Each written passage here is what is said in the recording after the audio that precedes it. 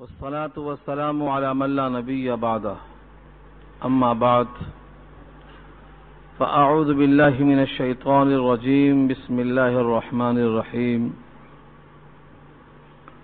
ألا إن أولياء الله لا خوف عليهم ولا هم يحزنون الذين آمنوا وكانوا يتقون لهم البشرى في الحياة الدنيا وفي الآخرة لا تبديل لكلمات الله ذلك هو الفوز العظيم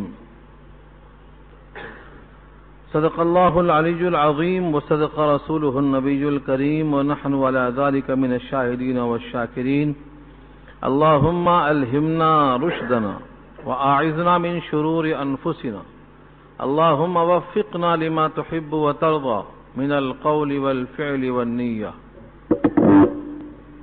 رب اشرح لي صدري ويسر لي أمري واحلل عقدة من لساني يفقهوا قولي آمین یا رب العالمین۔ محترم حضرات، معزز سامعین، محترم خواتین، میری ماؤں اور بہنوں، ملی بھائیوں، پیارے بچوں،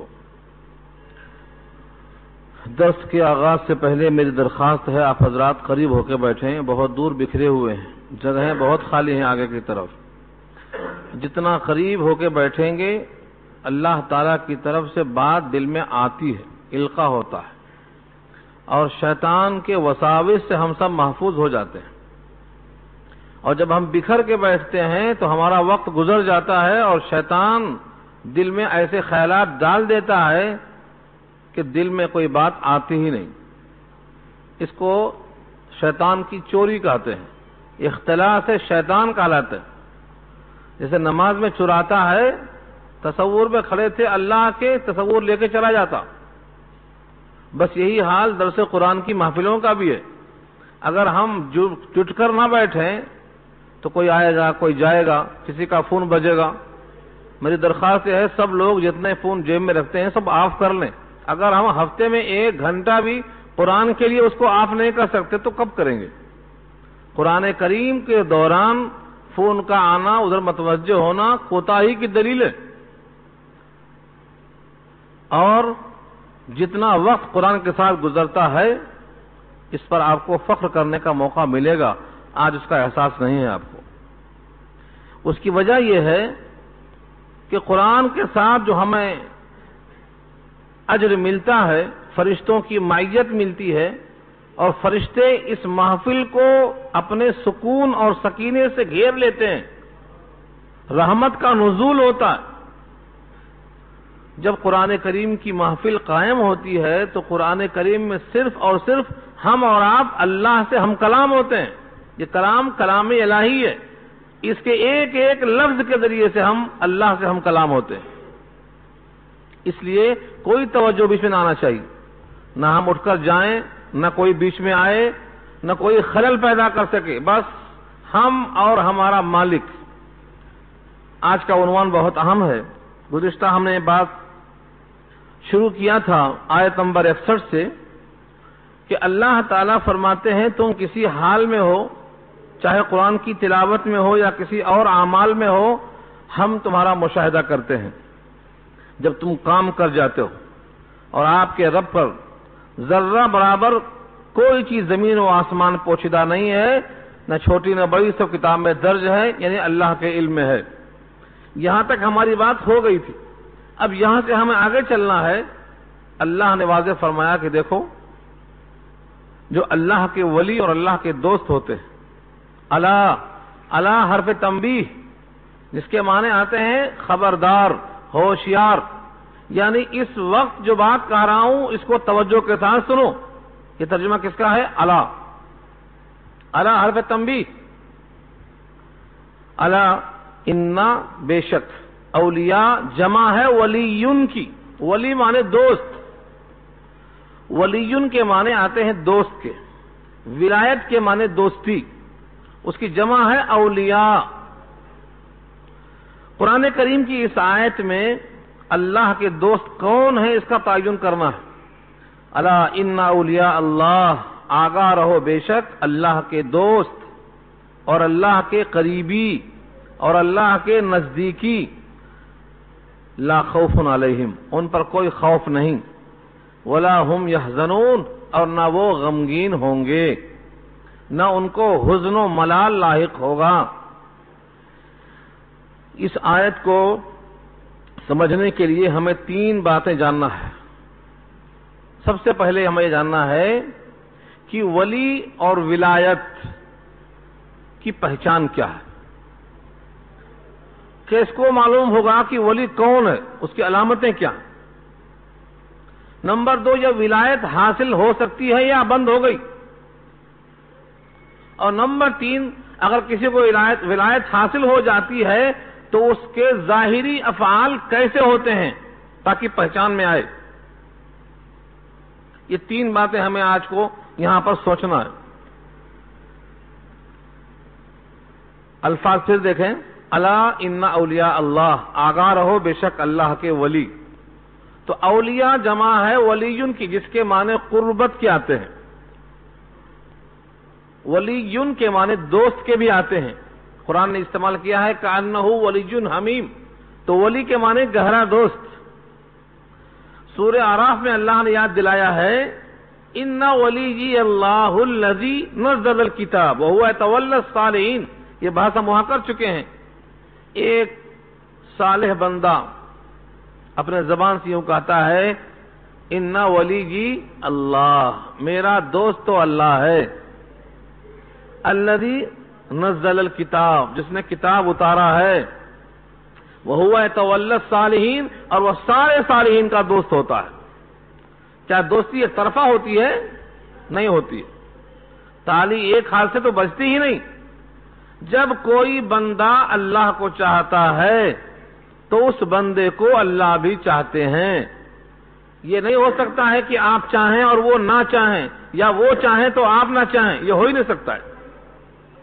تلازم، اس سے پہلے میں نے شعر سنایا تھا آپ کو، سب سے پہلا عشق خود معشوق میں پیدا ہوتا ہے۔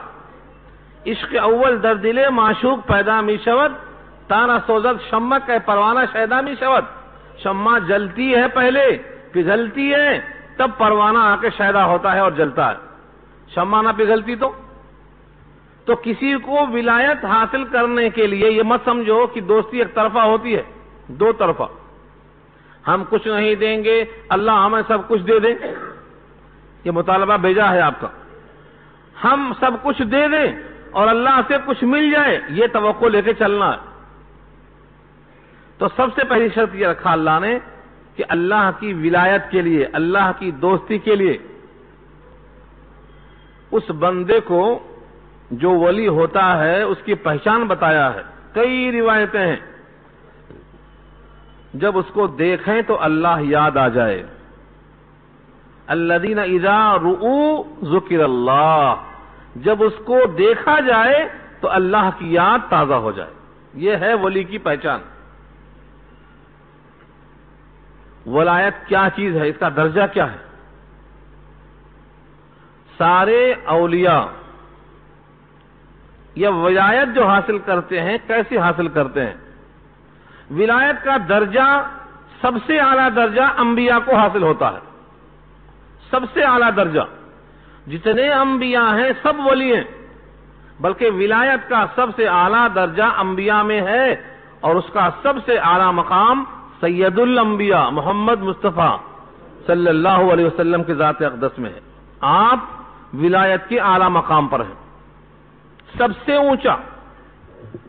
اور نچلا طبقہ ولایت کا سب سے کم درجہ کون سا ہوتا ہے؟ جس کو فنا کہتے ہیں، فنا، یعنی ہم نہیں، ہمارا وجود نہیں، ہماری تقاضے نہیں، ہماری خواہشیں نہیں، ہمارا حکم نہیں، بس تو ہی تو۔ اس کا نام فنا فی اللہ بولتے ہیں۔ ہم کیا کرتے؟ شادی میں ہماری خواہش، خوشی میں ہماری خواہش، غم میں ہماری خواہش، کپڑے میں ہماری خواہش، ہر جگہ ہماری خواہش، پھر دعویٰ کیا ہے؟ ہم فنا فی اللہ ہیں۔ فنا فی اللہ کا مطلب یہ ہے تو ہی تو۔ یہ ایک قربت ہے، اللہ سے ایک قربت ہے۔ اتنی قربت پیدا ہو جاتی ہے کہ اپنی خواہشیں اس کی خواہشوں کے تابع کر دیتا ہے. یہ ہے فنائیت کا مقام. یہ فنائیت کا مقام جب بندے کو حاصل ہو جاتا ہے تو اپنی یاد نہیں آتی، اللہ کی یاد آتی ہے، تو کثرت ذکر پیدا ہوتا ہے ہمیشہ. اور کثرت ذکر کے ساتھ ساتھ اطاعت مطلقہ حاصل ہوتی ہے، کبھی بغاوت نہیں کرتا.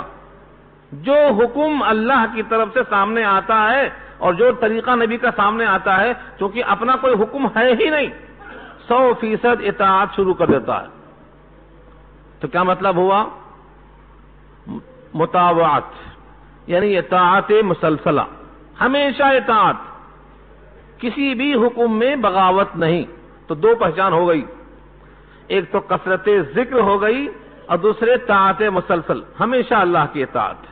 کبھی اپنی یاد نہیں آتی، ہمیشہ اللہ کی یاد میں رہتا ہے. یہ ہے پہچان. اللہ نے یہی کہا ہے اگلی آیت میں کہ میرے وہ ولی بندے، ان کی دو خوبیاں ہیں، آمنوا وکانوا یتقون، جو ایمان لاتے ہیں اور تقوی اختیار کرتے ہیں. یہ دو صفتیں ہیں ان کی. آمنوا پر بحث پیچھے آ چکی ہے. جمیع ما جاء به الرسول، جمیع ما جاء به الرسول صلی اللہ علیہ وسلم، تمام وہ احکامات چاہے وہ اطاعت کے ہوں یا منہیات کے ہوں جو نبی لے کر آئے، ان پوروں کو مان لینا، جان لینا نہیں، مان لینا. یہ کیا ہے؟ ایمان ہے. اور ان کے مطابق اپنے کو ڈھالنا، یہ تقوی ہے. جمیع ما جاء به الرسول کو ماننا یہ ایمان ہے، اس کے مطابق خود کو ڈھالنا یہ تقوی ہے. اب یہ حاصل کیسے ہوتا ہے؟ اس کے حصول کا طریقہ کیا ہے؟ بہت سی حدیثیں، بہت سی روایتیں ملتی ہیں. اس تقوی کے حصول کا، اس فنا فی اللہ کے مرتبے پر پہنچنے کے لیے، اس ولایت کو حاصل کرنے کے لیے مرنا شرط نہیں ہے. ہاں، کسی ولی کی قربت شرط ہے. اللہ رب العزت سے جو بہت قریب تر ہیں، جیسے اللہ کے نبی، اسی لیے ان سے جو صحابی قریب ہوئے، ان کی قربت نبی کے ساتھ اتنی مستحکم، اتنی مضبوط کہ جس نے بحالت ایمان نبی کو دیکھا، اس کے برابر دنیا میں اب کوئی نہیں پہنچ سکتا، کوئی نہیں پہنچ سکتا. جس نے نبی صلی اللہ علیہ وسلم کے صحبت میں بحالت ایمان ایک لمحہ گزارا ہے، اس پر اللہ نے جہنم کی آگ کو حرام قرار دیا ہے. کیوں؟ نبی کی صحبت. اس کی دلیل میں سورہ توبہ کی آیت نمبر 100 میں نے پیش کیا ہے، پیچھے آ چکی بات. اور جس نے نبی صلی اللہ علیہ وسلم کے ساتھ گزارا، صحابی، ان کو جنہوں نے دیکھا بحالت ایمان، وہ تابعی کہلاتے ہیں. ان کے بارے میں بھی ترمذی کی روایت ہے، حضرت جابر اس کے راوی ہیں، کہ ان پر بھی جہنم کی آگ حرام ہے. باب ثواب هذه الامہ، یہ صحبت حاصل ہوتی ہے. اور یہی حکم دیا ہے اللہ نے آپ کو بھی اور مجھ کو بھی اور سب کو. یا ایھا الذین آمنوا اتقوا اللہ وکونوا مع الصادقین، اے وہ لوگ جو ایمان لے آئے ہو، اللہ سے ڈرو اور سچوں کے ساتھ رہو. اس رہنے سے سچائی کا ماحول پیدا ہوگا. تو یہ ہے ولایت کے حصول کا راستہ، کثرت ذکر اور مسلسل اطاعت. بندہ جب اللہ کو یاد کرتے کرتے کرتے اتنا یاد کرتا ہے کہ اس کو لوگ دیوانہ سمجھ لیتے ہیں. حدیث میں آتا ہے اللہ کو اتنا یاد کرو کہ تم کو لوگ دیوانہ کہنا شروع کر دیں. نہیں، تو ہی تو. جب بندہ اس درجے کو پہنچ جاتا ہے، فنائیت حاصل ہو جاتی ہے، تو اللہ فرماتے ہیں حدیث قدسی کے اندر کہ میں اس بندے کا ہاتھ بن جاتا ہوں. یعنی اس کے ہاتھ سے جو کام ہوتا ہے وہ میری مرضی کے خلاف نہیں ہوتا. اس کا پاؤں بن جاتا ہوں، یعنی اس کا پاؤں جب چلتا ہے تو میری مرضی کے موافق چلتا ہے. میں اس کی زبان بن جاتا ہوں کہ اس کی زبان وہی بولتی ہے جو میری مرضی ہوتی ہے. میں اس کی آنکھ بن جاتا ہوں. مطلب کیا ہوا؟ بندہ اپنے کی نفی کرتا ہے، اللہ کا اس بات. یہی ہے کلمہ طیبہ لا الہ الا اللہ.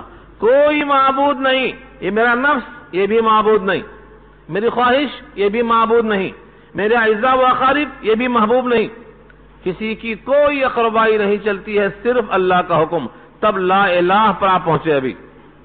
اور جب الا اللہ کا مطلب یہ ہے وجود میں وہ ایک ہی ہے.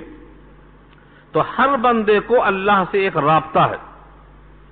اس رابطے کا نام ولایت نہیں ہے، یہ تو سب کو حاصل ہے، ورنہ ہمارا وجود ہی نہیں ہوتا. تعلق تو سب کو حاصل ہے، یہ عمومی تعلق سب کو حاصل ہے، مٹی کو بھی، پتھر کو بھی، دنیا کی ہر شے کو حاصل ہے. اسی لیے دنیا کی ہر شے اللہ کی تسبیح کرتی ہے اگرچہ ہم کو خبر نہیں ہے. سورہ بنی اسرائیل پارہ 15 میں اللہ نے کہا ہے وَإِن مِّن شَيْءٍ إِلَّا يُسَبِّحُ بِحَمْدِهِ وَلَٰكِن لَّا تَفْقَهُونَ تَسْبِيحَهُمْ. دنیا کی کوئی شے نہیں جو تسبیح نہ کرتی ہو اللہ کی، مگر تم کو خبر نہیں، تم کو فہم نہیں. تو وہ تعلق تو ہر ایک کو ہے، اس سے ولایت نہیں ملتی. اس تعلق، اس رابطے کو محسوس کر کے، اپنے نفی کر کے اس سے قریب ہونے کی فکر میں لگ جانا، یہاں تک کہ اپنے تمام خواہشیں قربان کر دینا. اور نبی صلی اللہ علیہ وسلم کے اس ارشاد کے مطابق کہ تم میں سے کوئی اس وقت تک مومن کامل نہیں ہو سکتا جب تک کہ اس کی خواہشیں تابع نہ ہو جائیں میرے لائے ہوئے دین کے. جب تابع ہو گئی تو اس کا ایمان کامل ہو گیا، ولایت اس کو حاصل ہو گئی. یہ ہے ولایت، یہاں سے شروع ہوتی ہے. لوگ سمجھتے ہیں ولی اسی وقت ہوتا ہے جب اس کی موت ہو جاتی ہے، جب قبر بن جاتی ہے تب ولی بنتا ہے. وہ ایسا نہیں ہے. ولایت کو دنیا ہی میں حاصل کرنے کا حکم دیا ہے اللہ نے. ہر صحابہ ہی ولی تھے، اور اسی ڈگر پہ چلنے والے جس میں ایمان اور تقوی دو صفتیں پائی جائیں وہ ولایت کو حاصل کرتا. اس کے درجات ہیں. پہلا درجہ فنا فی اللہ کا، اور آخری درجہ سید الانبیاء کو حاصل ہے، وہ قربت خاص. اس قربت میں عالم کیا ہوتا ہے؟ اس قربت کا عالم یہ ہوتا ہے لی مع اللہ وقت لا یسعنی فیہ ملک مقرب ولا نبی مرسل. علامہ سعدی نے گلستان میں اس حدیث کو نقل کرتے ہوئے لکھا ہے، فرمایا کبھی میرا تعلق اللہ کے ساتھ ایسا ہوتا ہے کہ میں اس وقت اور کسی کو نہیں پہچانتا. لی مع اللہ وقت لا یسعنی فیہ ملک مقرب ولا نبی مرسل. کسی بھی مقرب فرشتے کو، کسی اور بھیجے ہوئے انسان کو اس میں کوئی گنجائش دخل دینے کی نہیں ہوتی ہے، بس میں میرا رب. اتنی قربت پیدا ہو جاتی ہے.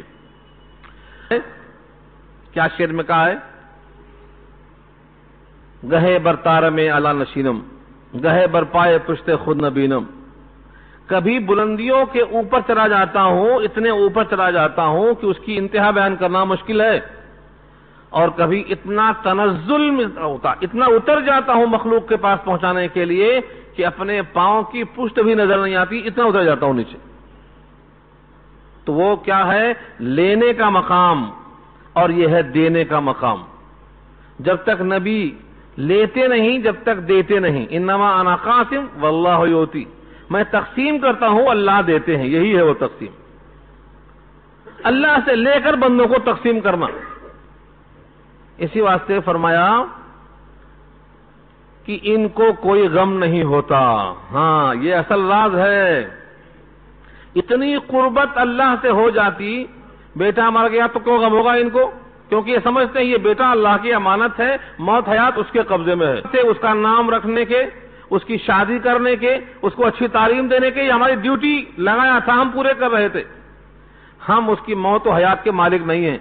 بیمار ہوا تو دوا پر مکلف کیے گئے ہیں، دعا پڑھنے کے مکلف کیے گئے ہیں. بیٹے کے مرنے پر جتنا ہم روتے، یہ آویلا نہیں کرتے. آنسو گرنا بشری تقاضا ہے، لیکن شکوہ نہیں کرتے، واویلا نہیں کرتے. حضرت ابراہیم نبی صلی اللہ علیہ وسلم کے صاحبزادے، جب انتقال ہوا تو آنکھیں بہہ رہی تھی حضور کی، اور گود میں لیے کھڑے تھے. ایک صحابی کہتے ہیں انت تبکی یا رسول اللہ، آپ بھی روتے؟ فرماتے ہیں یہ اللہ کی رحمت ہے، لیکن دل ہمارا مغموم ہے لیکن زبان سے ہم شکوہ نہیں کرتے، اور یہ جو آنسو قطرے گرتے ہیں یہ تو انسان کی رقت ہے، یہ اللہ کی شفقت ہے۔ تو کیا کیفیت ہوئی ہے؟ شکوہ نہیں، جزو و فضا نہیں، الہ و زاری نہیں۔ تو یہ ہے، نہ دنیا میں ان کو غم ہوتا نہ آخرت میں غم ہوگا۔ ہمارے پاس تو روٹی کم ہوئی تو غم، بوٹی کم ہوئی تو غم، بیوی گئی تو غم، بیٹا آیا تو غم، ہر جگہ غم ہی غم۔ ان کا یہ حال ہوتا ہے کہ دنیا کے انقلاب سے کوئی تاثر نہیں لیتے، خوشی آئے تو بھی الحمدللہ اور غم آئے تو بھی الحمدللہ۔ بڑا پیارا شعر کہا کسی نے، ان کا حال ایسا ہوتا، نہ شادی داد سامانے، نہ غم آورد نقصانے، بپیش ہمت ماں ہرش آمد بود مہمانے۔ ہمیں خوشی میں اترانا نہیں آتا، خوشی ہو یا غم ہو جو بھی ہوتا ہے مہمان کی طرح ہم اس کا استقبال کرتے ہیں کہ یہ اللہ کا فیصلہ ہے، اس لیے دنیا میں انہیں غم نہیں ہوتا۔ ان کی روٹی خشک ہے، پانی میں بھگا کے کھا لیتے ہیں تو شکوہ نہیں کرتے۔ اور آج کا عالم کیا ہے، مسلمان اتنا آسودہ کبھی نہیں تھا ماضی میں، اتنا آسودہ الحمدللہ ہے، لیکن معاش کی طرف جتنا پریشان ہے جنت کی طرف اتنا، دنیا کے خداؤں کو راضی کرنے میں جتنا لگا ہوا ہے اپنے حقیقی مالک کو راضی کرنے میں اتنا لگا ہوا نہیں ہے۔ دنیا کے اعزاء و اقارب کی ناخوشی پر رنجیدہ ہوتا ہے، اللہ کے غضب پر اس کو ذرا حرکت بھی نہیں ہوتی ہے۔ یہ کیوں؟ یہ دوری ہے اللہ سے، یہ دوری ہے۔ اللہ کس سے راضی ہوتے ہیں اور کس سے ناراض ہوتے ہیں اس کا احساس تک نہیں ہوتا ہے۔ تو ولایت کا مقام حاصل کرنے کے لیے ولی کی صحبت چاہیے۔ ولایت کی پہچان یہ ہے، ان کو دیکھو تو اللہ یاد آئے۔ ولی جب انسان بنتا ہے تو وہ ایمان میں تقوی میں مستحکم ہوتا ہے۔ کیا دیکھا آپ نے؟ یہاں کرامت کی شرط لگایا اللہ نے، کشف کی کرامت کی شرط لگایا اللہ نے۔ پورے قرآن کریم میں کہیں بھی کشف و کرامت کی شرط نہیں لگایا اللہ نے۔ یہ تو ایسا ہوتا ہے، سب سے بڑی کرامت بندے کی یہ ہے کہ اس کا عمل سنت کے مطابق ہو جائے۔ کیوں کرامت سب سے بڑی ہے؟ سب سے بڑے دنیا میں کوئی انسان کی شکل میں آئے تو سید الانبیاء ہیں، ان کی نقل کرنا ہی سنت پر عمل کرنا ہے۔ تو جو سنت کا پابند ہو جائے اس سے بڑی کرامت اور دنیا میں کوئی نہیں ہو سکتی ہے۔ سب سے بڑی کرامت یہ ہے کہ آدمی سنت کا پابند ہو جائے، ان کی طرح حلیہ، ان کی طرح لباس، ان کی طرح سونا، ان کی طرح چلنا، ان کی طرح بولنا، ان کی کتاب کو پڑھنا، سب سے بڑا عمل۔ کشف و کرامت شرط نہیں ہے، کبھی کبھی ظاہر ہو جاتی ہے، مگر یہ بندے کا عمل نہیں ہے، عمل تو یہ اللہ کا ہے۔ جتنے معجزات ہیں اللہ کا عمل ہے نبی کے ہاتھ پر، جتنی کرامتیں ہیں اللہ کا فعل ہے کسی ولی کے ہاتھ پر، یہاں تک کہ کبھی کبھی استدراج یعنی کرامت کی طرح غیر مومن کے ہاتھ پر بھی ظاہر کر دیتے ہیں اللہ۔ اس کا نام استدراج ہے، اس کا نام ڈھیل دینا ہے۔ تو کرامت ولایت کی شرط نہیں ہے۔ ولایت کی شرط کیا ہے؟ سنت کی اطاعت۔ پہچان کیا ہے؟ دیکھیں تو اللہ یاد آئے۔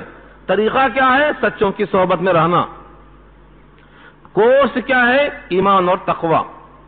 اب آپ کا دل چاہے ولی بننے کا تو بنو۔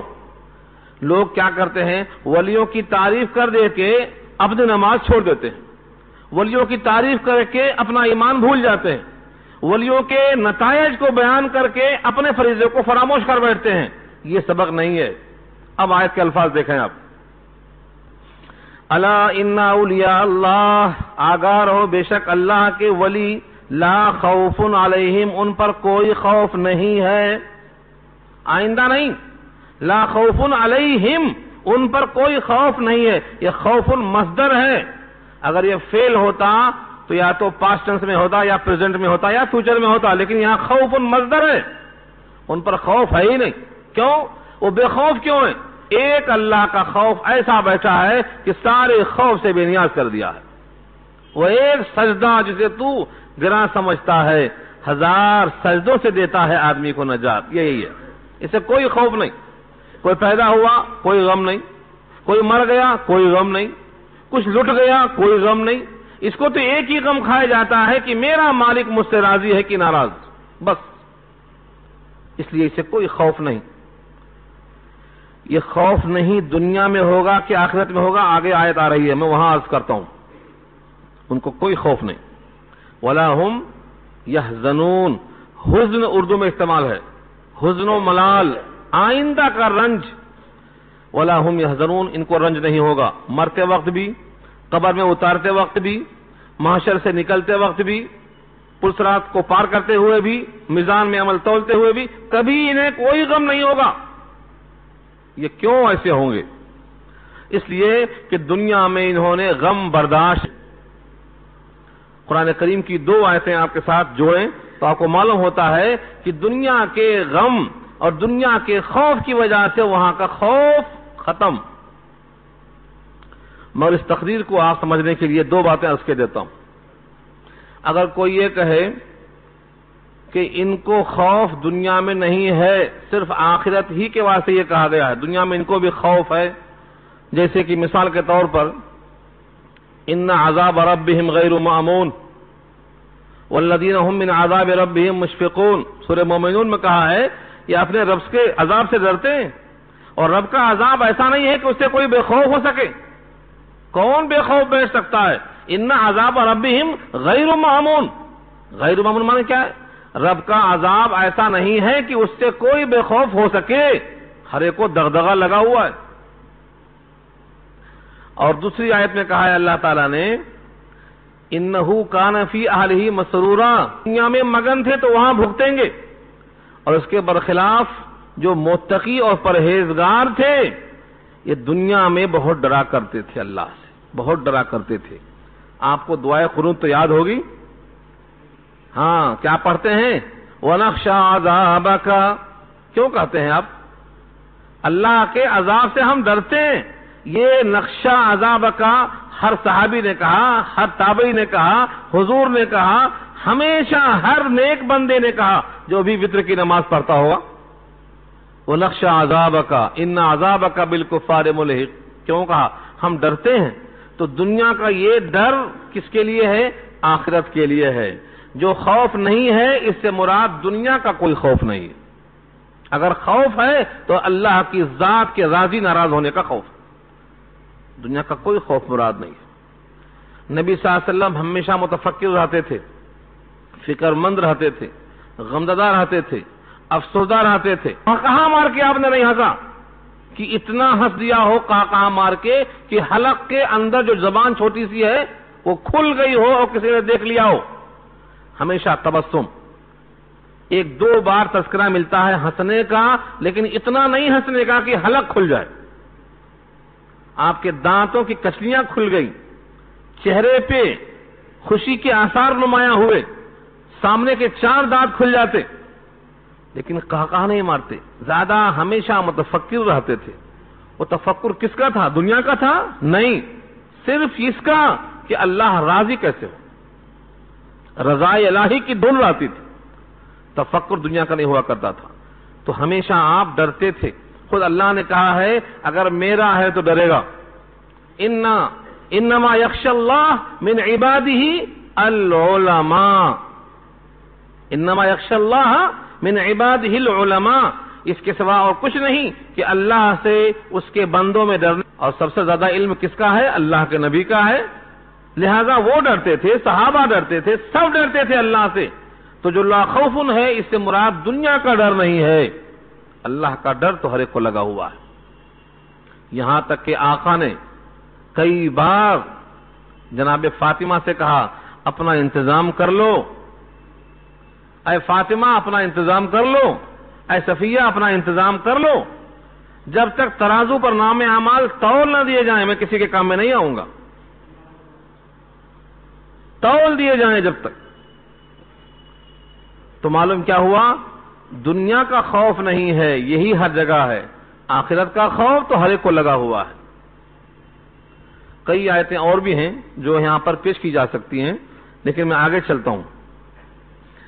فرمایا الذین آمنوا وکانوا یتقون، جو مومن ہیں اور جو تقوی اختیار کرتے ہیں یہ اللہ کے دوست ہیں، ایمان کی تعریف آ چکی تو ان کے لیے کوئی خوف نہیں، بشارت ہے ان کے لیے، لہم البشرا، ان کے لیے خوشخبری ہے، بشرا مانے بشارت ہے، کب؟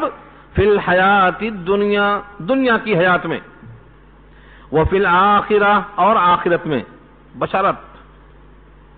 دنیا میں کب بشارت ہوگی؟ جب فرشتہ روح نکالنے آئے گا تو کہے گا آپ سے اللہ راضی ہیں، آپ اللہ سے راضی ہیں، چلیے، بشارت شروع ہوتی ہے یہاں سے۔ اور کبھی کبھی حدیث میں آتا ہے مومن جو خواب دیکھتا ہے بشرا ہے مومن کے لیے، یہاں وہی مراد ہے بشرا سے۔ ایک آدمی خواب دیکھتا ہے، خواب، یہ خواب کیا خود دیکھ لیتا ہے؟ بعض لوگوں نے خوابوں پر اعتراض کیا ہے، بیوقوفی ہے، بیوقوفی کی حد ہوتی ہے یہ۔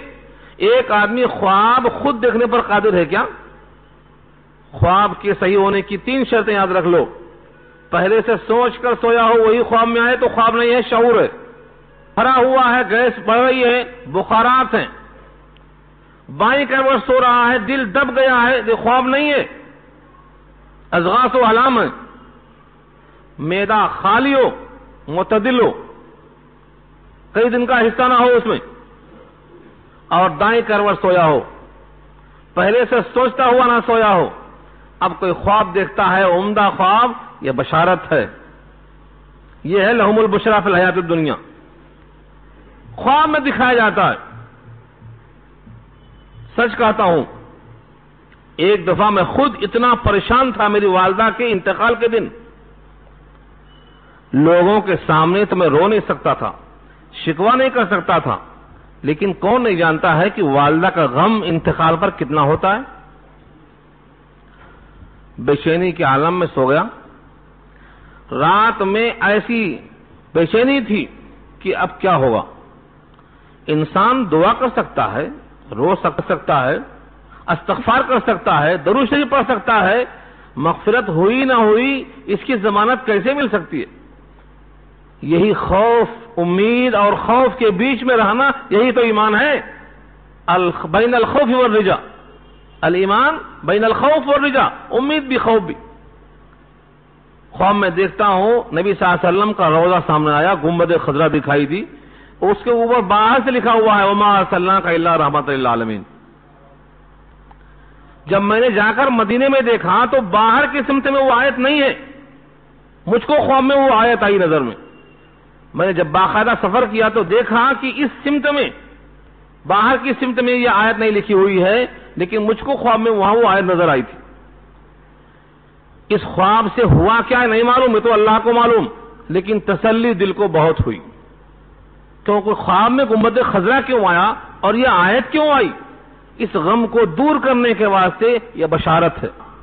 حدیث میں آتا ہے تل کا عاشرو، یہ مومن کے واسطے یہ بشارت ہے جس میں جلدی کیا اللہ تعالیٰ نے، بتا دینے میں جلدی کیا۔ کبھی مومن خود خواب دیکھتا ہے، کبھی ایک کے بارے میں دوسرا خواب دیکھتا ہے، یہ بشارتیں ہیں۔ اور حدیث میں آتا ہے نبوت ختم ہو گئی، مبشرات باقی ہیں، مبشرات باقی ہیں، نبوت ختم ہو گئی، نبوت کا دروازہ بند ہو گیا۔ صحابہ نے پوچھا یہ مبشرات کیا ہے؟ فرمایا مومن کو خواب میں دکھایا جانا اس کا اپنے بارے میں یا کسی اور کے بارے میں، یہ مبشرات ہیں۔ آقا نے فرمایا یہ نبوت کا کون سا حصہ ہے؟ 46واں 46واں حصہ ہے، 46واں۔ کیوں؟ نبوت کی کل عمر کتنا ہے؟ تو 23 سال ہے، اور شروع کے 6 مہینہ حضور صلی اللہ علیہ وسلم نے سب اللہ سے احکامات جو لیے وہ صرف خوابوں میں لیے، صرف خوابوں میں۔ تو 23 سال کا بٹا 46، 146 حدیث میں آیا ہے۔ یہ مبشرات باقی ہیں، یہی باقی ہیں۔ تو مومن کے واسطے مبشرات باقی ہیں۔ جیسے روح نکلنے کا وقت ہوتا ہے، فرشتہ بولتا ہے چلو تم سے اللہ راضی، وہ اللہ سے راضی۔ اس کی روح نکالنے میں کھینچم کھانچی نہیں ہوتی، میری ذاتی رائے نہیں ہے۔ والنازعات غرقا والناشطات نشطا، نشطا کے معنی پانی کا مشکیزہ ہو چمڑے کے اندر، چمڑے کا مشکیزہ ہوتا، اس کا منہ بدھا ہوا ہے، پانی سے بھرا ہوا ہے، بندھن کھولتے ہی پانی نکلنے کو بے تاب ہوتا ہے، یہ ہے نشتن، جیسے ہی فرشتہ بولتا چلیے فوراً نکل پڑتی ہے روح، کیونکہ یہاں تو مصیبتوں میں گھری ہوئی تھی، وہاں تو رب کریم کا قرب حاصل ہونے والا ہے۔ ارجعی الی ربکی راضیۃ مرضیہ فادخلی فی عبادی وادخلی جنتی، چلو تم اللہ سے راضی ہو، تم سے بھی راضی ہے، میرے بندوں میں شر میں آ جاؤ۔ یہ ہے بشارت دنیا کی حیات میں، لہم البشریٰ فی الحیات الدنیا، دنیا کی حیات میں روح نکلتے ہی۔ اس پر بہت واقعات ہیں مگر آگے چلنا ہے۔ دنیا کی حیات میں اور قبر میں جب فرشتے آئیں گے، منکر نکیر اور سوال کرنے والے، ان فرشتوں کے سوال جواب میں سنا چکا ہوں پہلے آپ کو۔ ان تمام سوال جواب کو صحیح صحیح جواب دینے کے بعد میں وہ کہیں گے اب سو جا، تجھے کوئی جگائے گا نہیں۔ نم کنومت العروس، دلہن کو ہاتھ لگانے والا اس کا شوہر ہی آئے گا، بس دلہن کی طرح تو بھی سو جا، قیامت تک اسے کوئی ہاتھ نہیں لگائے گا۔ بظاہر جسم نہیں ہوگا لیکن اس کو ہاتھ کوئی نہیں لگائے گا۔ نم کنومت العروس، دلہن کو ہاتھ کون لگائے گا؟ اس کا شوہر ہاتھ لگائے گا۔ سو جاتا، یہاں تک کہ جب قیامت قریب آتی ہے، قیامت کی آواز آتی ہے، سب نکل کے بھاگ ہوئے، خوف کے عالم میں یہ بڑے آرام سے کہتا ہے الحمدللہ الذی اذھب عنا الحزن، اللہ کا شکر ہے جس نے ہمارا غم دور کر دیا، پہلے ہی دن سے دور کر دیا تھا، اب کوئی غم نہیں۔ سوال جواب میں، قبر میں جنت کی کھڑکیاں کھل جاتی ہیں۔ تفصیل سننا ہے تو آپ سنو، میری کیسٹ پہلے آ چکی ہے، مٹی کے گھر، مٹی کا گھر سنو، آپ میت کے حقوق سنو، جنت یا جہنم سنو، سب اس میں آ چکا ہے۔ تو اس طریقے سے مومن کو بشارت ملتی ہے، وہاں سے شروع ہو جاتی ہے۔ چلتے چلتے پلسرات پہ ایسا نکل جاتا ہے جیسے بجلی چمکتی ہے اور نکل جاتی ہے، اسے کوئی روکنے والا نہیں۔ جب تک یہ اللہ کے قرب میں نہیں پہنچ جاتا ہے اس کو قرار نہیں آتا ہے۔ یہ ہے دنیا میں بشارت، لہم البشریٰ فی الحیات الدنیا وفی الآخرہ، اور آخرت میں بھی۔ لا تبدیل لکلمات اللہ، یہ کلمات اللہ کے ہیں، انہیں کوئی تبدیل نہیں کر سکتا۔ ہاں دنیا والا چاہے نہیں بدل سکتے، جو شرائط ہیں وہ وہی ہیں، جو نتیجے خوشخبریاں ہیں وہی ہیں، ان میں کوئی تبدیلی نہیں ہو سکتی۔ لا تبدیل لکلمات اللہ، اللہ کے کلمات کی تبدیلی ممکن نہیں۔ یہاں تک کہ حضور صلی اللہ علیہ وسلم سے مطالبہ کیا کفار قریش نے کہ تھوڑا بدل دو، بتوں کی مذمت کے الفاظ نکال دو۔ آپ نے کیا کہا؟ اگر میں نے یہ کلام کہا ہوتا تو میں بدل دیتا، لیکن یہ تو کلام اللہ کا ہے، میں اس کو بدل نہیں سکتا۔ پیچھے آیت آ چکی ہے اسی صورت کے اندر، جب انہوں نے کہا یأتی بقرآن غیر ھذا او بدل، فرمایا قل ما یکون لی ان ابدلہ من تلقاء نفسی ان اتبع الا ما یوحی الی، میں کیسے بدل دوں اس کو؟ کلام جس کا ہے وہی اس پر قادر ہے، میں اس کو بدل نہیں سکتا۔ ذالک هو الفوز العظیم، ہوا تاکید کے واسطے ہے، ذالک هو الفوز العظیم، یہ وہی ہے بڑی کامیابی، یعنی جو متقی ہو جائے، جو مومن ہو جائے، جو ولیوں کے صفات سے متصف ہو جائے، جس کو اچھی صحبت مل جائے، یہ سب کے سب انسان بڑی کامیابی پر فائز ہو چکے ہیں، اس کامیابی کا کوئی چھین نہیں سکتا۔ اس کے بعد نبی صلی اللہ علیہ وسلم کو تسلی کے الفاظ دیے گئے ہیں، فلا ولا يحزنك قولهم ولا يحزنك قولهم، ان کی باتوں سے آپ غمزدہ نہ ہوں، آپ دل شکستہ نہ ہوں، آزردہ نہ ہوں، کبیدہ خاطر نہ ہوں، آپ کو غم میں نہ ڈال دیں ان کی باتیں۔ اگر وہ کچھ کہتے ہیں کہنے دو، ان کی باتوں سے آپ غمزدہ مت ہو، ہم نے جو پروگرام بنایا ہے وہ یہ ہے۔ یہاں پر میم وقف لازم ہے، ٹھہر کر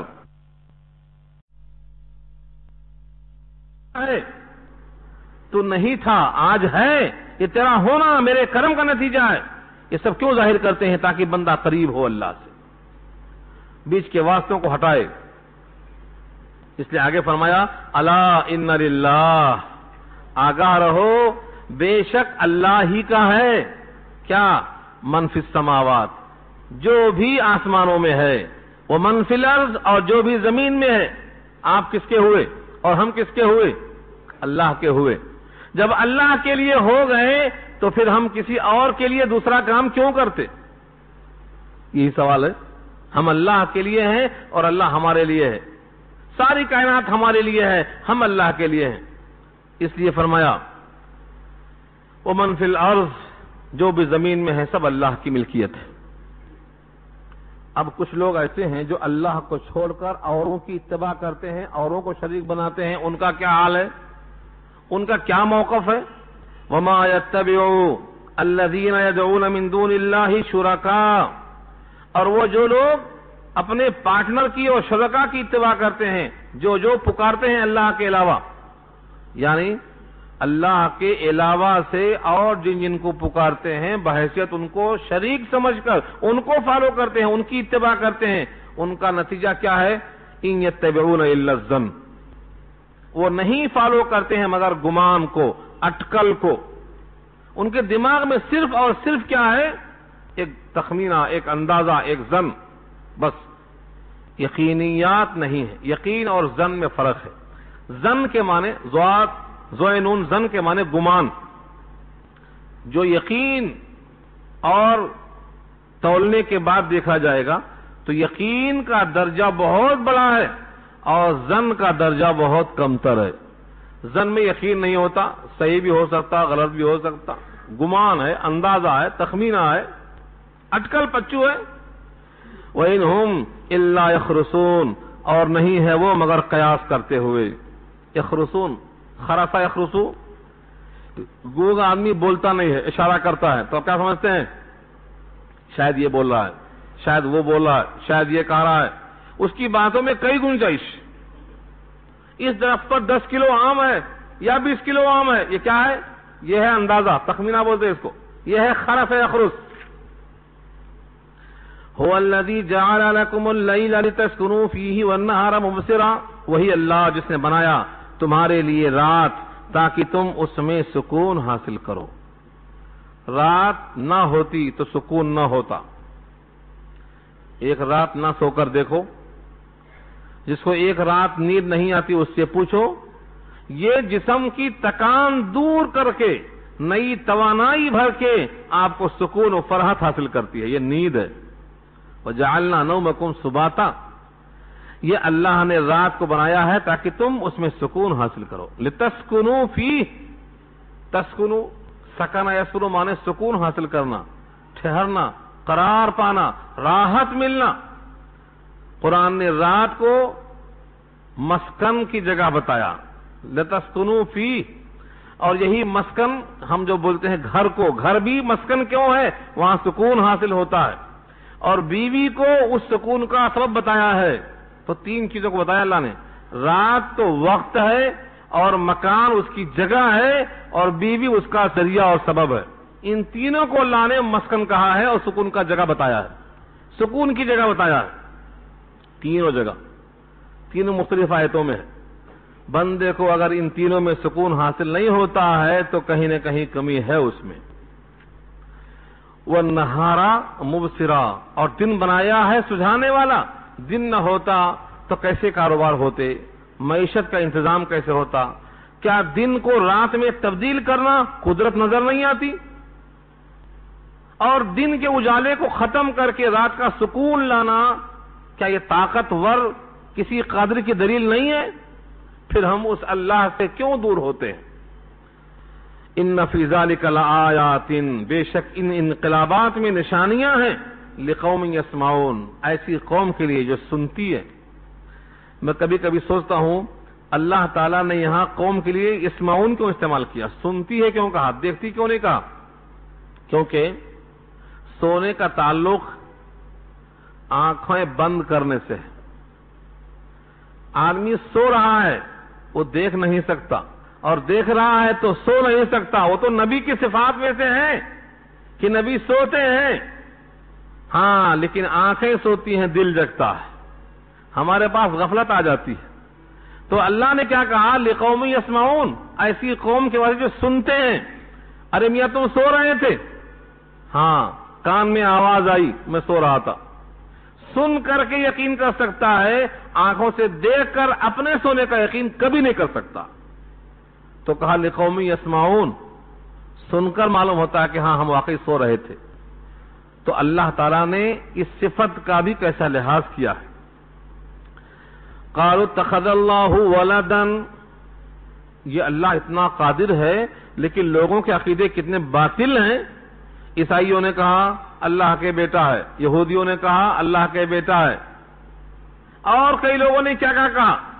اللہ فرماتے ہیں قالو، لوگوں نے کہا اتخذ اللہ ولدا، ولدا لڑکا، اللہ نے لڑکا بنایا اپنے لیے، منتخب کیا لڑکا۔ اللہ فرماتے ہیں سبحانہ، اس کی ذات پاک ہے اس سے، لڑکی کی اسے کیا حاجت ہے؟ یہاں پر دلائل نہیں بتائے، کیونکہ دلائل ذرا دقیق ہیں، دوسری آیتوں میں آ چکے ہیں۔ کیا ہے وہ دلائل؟ لڑکا بنتا ہے تو دو حال سے خالی نہیں، یا تو باپ کی تمام خوبیاں اس میں آئیں یا نہیں آئیں۔ اگر باپ کی تمام خوبیاں، تمام صفات اس میں آ گئے تو اللہ کی طرح یہ بھی اللہ بنے گا، اور یہ ممکن نہیں، پہلے مان چکے ہیں آپ، دو خدا ہوتے سنسار میں تو دونوں بلا ہوتے سنسار میں۔ لو کان فیہما آلہۃ الا اللہ فسدتا، نظام درہم برہم ہو جاتا، تو دو خدا نہیں ہو سکتے۔ اور اگر اس بیٹے میں وہ تمام صفات نہ آتے تو نتیجہ کیا نکلتا؟ آم کے درخت میں املی لگ گئی، یہ بھی اصول کے خلاف ہے، یہ ہو ہی نہیں سکتا ہے۔ انسان کو سانپ پیدا ہوا، کیسے ہو سکتا ہے؟ انسان کو تو انسان پیدا ہونا چاہیے، ورنہ عیب ہے۔ انسان کو بکری کا بچہ پیدا ہوا تو کیا کہیں گے؟ یہ تو عیب ہے، اور اللہ کی ذات پاک اور بے عیب ہے، وہاں عیب ہے ہی نہیں۔ اس لیے اللہ کی اولاد نہیں ہے، اولاد اللہ کو ہو ہی نہیں سکتی، نہ اس سے کوئی اولاد ہوئی ہے، نہ وہ کسی اولاد سے ہوا ہے۔ لم یلد ولم یولد، نہ وہ جنا گیا نہ اس سے کوئی جنا گیا۔ اس لیے فرمایا سبحانہ، پاک ہے وہ ذات۔ اور بھی بندے اولاد کے بارے میں کیا سوچتے ہیں؟ بڑھاپے میں کام آئے گا، اپنی بڑھاپے میں ہاتھ میں جب لرزہ ہوگا تو یہ بڑھاپے میں لاٹھی بنے گا۔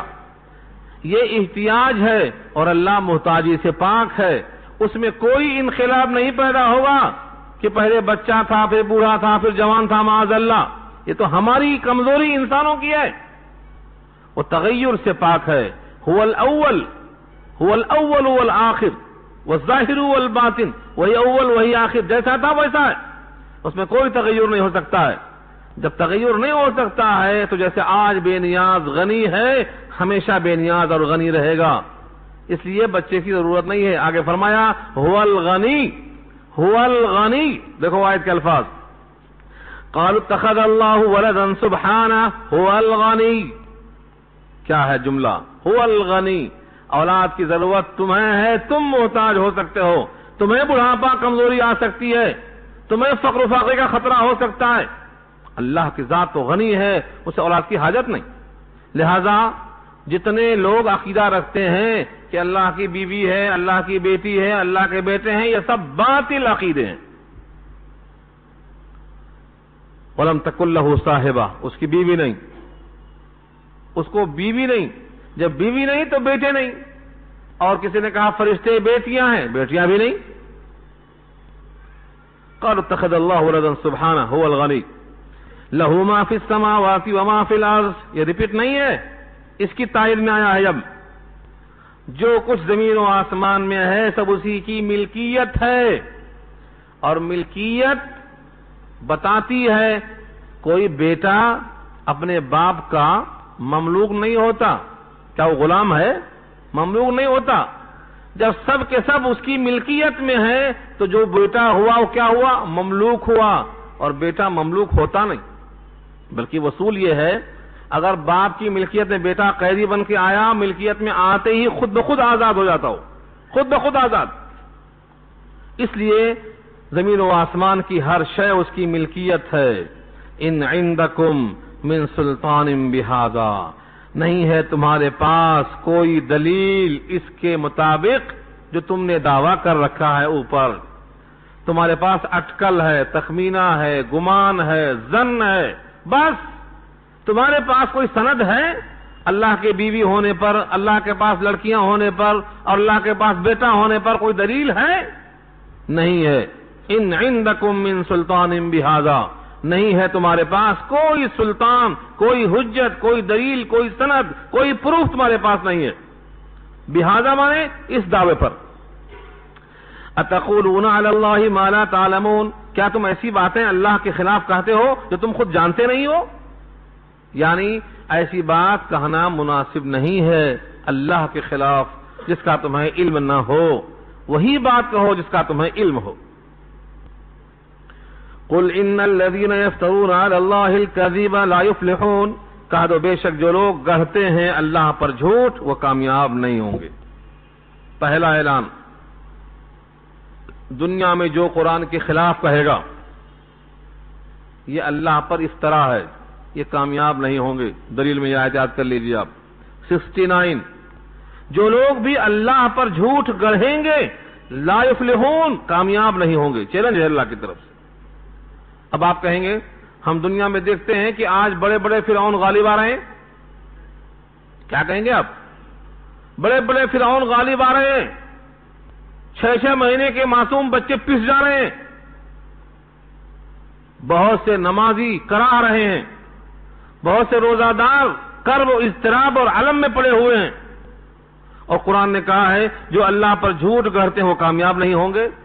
لا یفلحون مضارع ہے یہ. کامیابی کسے سمجھتے ہیں آپ؟ کامیابی کا مقام کون سا ہے؟ کامیابی کی جگہ کون سی ہے؟ کامیابی کا دن کون سا ہے؟ دنیا پوری کی پوری امتحان کی جگہ ہے. نتیجہ یہاں آؤٹ نہیں ہوتا، نتیجہ یہاں آؤٹ نہیں ہوتا. یہ تو سب امتحان گاہ میں ہیں. اسی واسطے کہا ہے کافروں کا دنیا میں غلبہ دیکھ کر تمہیں دھوکہ نہ ہو. لا یغرنک تقلب الذین کفروا فی البلاد، شہروں میں ان کا تقلب اور غلبہ دیکھ کر تمہیں دھوکہ نہ ہو. جب یہ قیامت میں آئیں گے ان سے پوچھا جائے گا دنیا میں کب تک تھے، کتنے سال رہے؟ تو کہیں گے لم یلبثوا الا عشیۃ و ضحاھا، ایک شام تھے یا ایک صبح تھے. کلکتہ کبھی گئے؟ ہاں، ایک صبح گزاری بس وہاں، صرف ایک صبح. کیا معلوم ہوتا ہے ایک صبح میں؟ تو سارے دنیا دار قیامت میں یہ ظاہر کریں گے لم یلبثوا الا عشیۃ او ضحاھا، ایک عشاء اور ایک صبح، بس دونوں نہیں. یا تو صبح تھے یا تو شام تھے. پورا دن رہنے کا تصور نہیں رہے گا دماغ میں. وہ ہے مقام فیصلے کا، وہ ہے کامیابی کا دن. تو یہ وہاں کامیاب نہیں ہوں گے، یہاں کی کامیابی تو ان کا دھوکہ ہے. کیوں دھوکہ ہے؟ فرمایا متاع فی الدنیا، متاع کہتے ہیں جو چیز کو استعمال کر کے پھینک دیا جائے اس کو متاع کہتے ہیں. کچھ دن استعمال کرو اس کے بعد وہ استعمال کے لائق نہیں رہے گی یا تم نہیں رہو گے، اس کا نام متاع ہے. دنیا کی ہر چیز متاع. کپڑا پہنے ہیں جسم پر، کیا ہے یہ متاع ہے.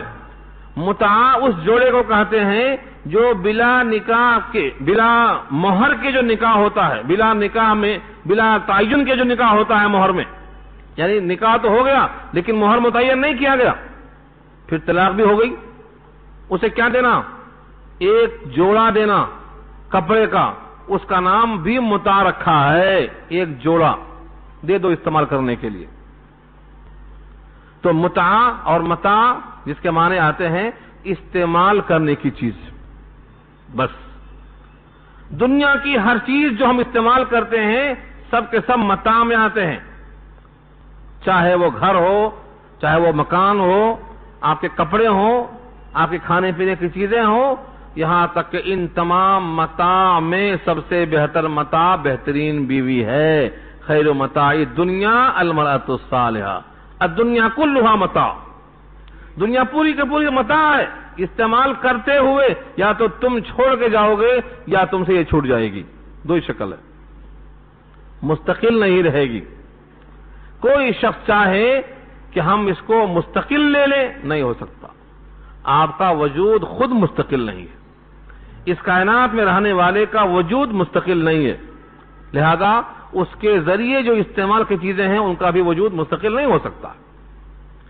تو جب مستقل نہیں ہے تو معلوم ہوا جہاں مستقل جانا ہے وہاں ہے اصل کامیابی کا نتیجہ۔ متاع فی الدنیا، دنیا میں چند روزہ سامان ہے استعمال کرنے کا، تھوڑا سا عیش، ثم الینا مرجعہم، پھر ہماری ہی طرف ان کو لوٹ کر آنا ہے، ثم نذیقہم العذاب الشدید، پھر ہم چکھائیں گے ان کو عذاب سخت، کیوں؟ بما کانوا یکفرون، اس وجہ سے جو کفر کیا کرتے تھے، ہمیشہ اللہ کی آیتوں کا انکار، اللہ کے صفات کا انکار، اللہ کے احکامات کا انکار، ہمیشہ میں اپنی ہی بات چلاتے گئے، اپنے خالق کو یاد نہیں کیا اور اپنے مالک کو یاد نہیں کیا، جس نے بھیجا ہے جس مقصد سے اس کو فراموش، ہمیش کے واسطے سخت عذاب ان کو چکھائیں گے ان کے کفر کے پاداش میں۔ یہاں تک ہمارا رکوع مکمل ہو گیا، آیت نمبر 70 رکوع مکمل ہو گیا۔ اب اس کے نظیر کے لیے، نمونے کے لیے حضرت نوح کا واقعہ شروع ہو رہا ہے اور دیگر انبیاء کا، تاکہ معلوم ہو ان کے ماننے والوں کا انجام کیا ہوا اور نہ ماننے والوں کا انجام کیا ہوا۔ تو انشاءاللہ یہ گفتگو ہم آئندہ ہفتے میں رکھیں گے۔